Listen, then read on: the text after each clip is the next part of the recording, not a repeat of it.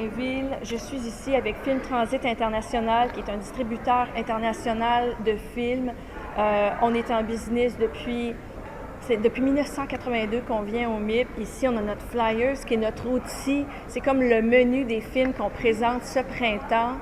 On a entre autres Facebook Follies, qui est un film d'un cinéaste canadien, Edward Pillars, qui est en position 13 des 30 films les plus vus au MICDOC cette année. Cette année, ce printemps même, pour être plus précis.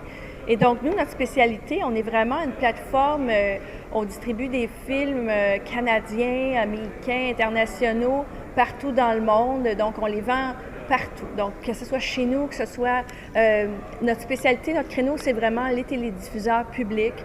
Donc, les Radio-Canada de la Terre, c'est vraiment principalement, donc, c'est ça, Amérique du Nord, Europe, un peu en Asie. Donc, c'est ça, ça fait au-dessus de 30 ans qu'on fait ça. Bien sûr, moi, je suis Sales Assistant, donc j'ai un petit rôle là-dedans, mais là, je suis venue devant le Kodak parce que c'est Yann Rofkamp qui a fondé cette entreprise dans les années 80, qui a un parcours absolument extraordinaire, et c'est moi, donc, qui viens parler de l'entreprise parce qu'il est trop occupé.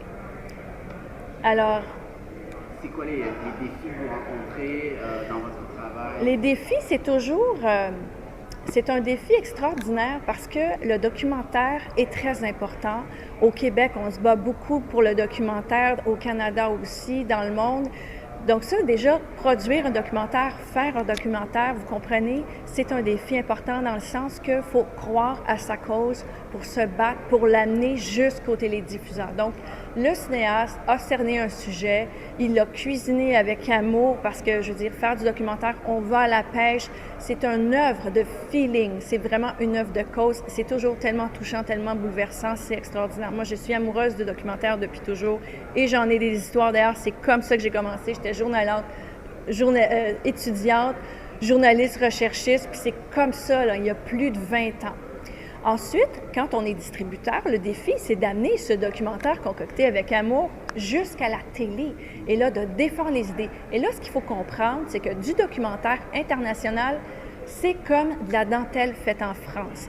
C'est-à-dire que pour faire rentrer ça dans une télé d'un autre pays où il y a déjà toute la ligne éditoriale, les préférences et tout, là, il faut tricoter serré. Il faut avoir des bonnes relations, il faut amener des sujets internationaux, mais cuisiner avec une optique internationale. Et tout le défi est là. Ça n'a rien à voir avec de l'humour qui est facile à vendre juste parce que tout le monde a besoin de changer les idées, ou sinon certains films, machin.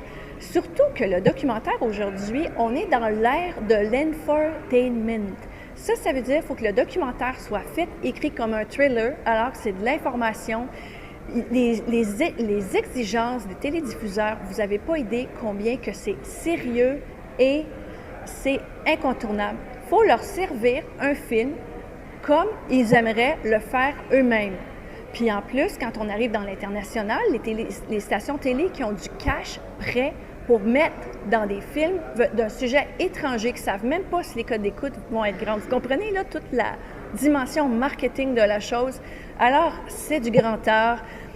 Alors voilà, c'est ça que je voulais vous expliquer parce que moi je trouve ça quand même passionnant parce qu'on est à l'ère où est-ce qu'on est la convergence des marchés, où est-ce que la communication est partout, mais malgré tout quand même, dans le rôle de faire voyager un documentaire à travers toutes ces frontières, c'est vraiment extraordinaire.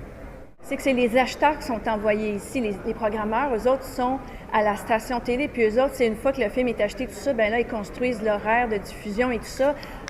En plus, c'est comme la chose, par contre, qui est commune partout, c'est que, entre la saison d'été, où est-ce que les gens sont beaucoup moins devant leur télédiffuseur versus les saisons, l'automne, l'hiver et tout, comme chez nous, là, je veux dire, qu'on regarde nos programmations chez nous, entre les séries, disons, les téléséries, ou en tout cas, puis j'inclus là-dedans même Dog Zone à CBC ou d'autres créneaux comme ça, Donc, c'est ça, là, c'est pas les programmateurs qui viennent ici, c'est vraiment les acheteurs. Les acheteurs, ils débarquent là, chez tout le monde. C'est comme des stylistes de mode, là. Ils veulent ci, ça, ça, ça, ça. Ils n'ont pas beaucoup de temps, ils courent partout, ils ont leur petit carnet, ils ont toutes leurs exigences. C'est vraiment incroyable. Comment vous faites pour les retenir, pour les capturer, Non, non, les intéresser? non, c'est pas ça, c'est pas ça, c'est pas ça du tout. Non, c'est pas. C'est que c'est justement, ce sont des rendez-vous de fidélité. C'est-à-dire, comme Yann, c'est Yann, en fait, qui a établi ça depuis toutes ces années parce que ça fait plus de 30 ans qu'il fait ça. Donc, il a tout son réseau. Et puis, ils sont toujours contents de se voir, puis ils se racontent des trucs. Puis là, bien franchement, ils se disent, oui, tel film, tel autre, peut-être pas, mais celui-ci encore. Puis, c'est comme ça, c'est comme une conversation régulière qui, ici, c'est en personne, mais sinon, qui se poursuit dans les courriels et tout. Puis, je pense que ça, c'est quelque chose qui est vraiment important.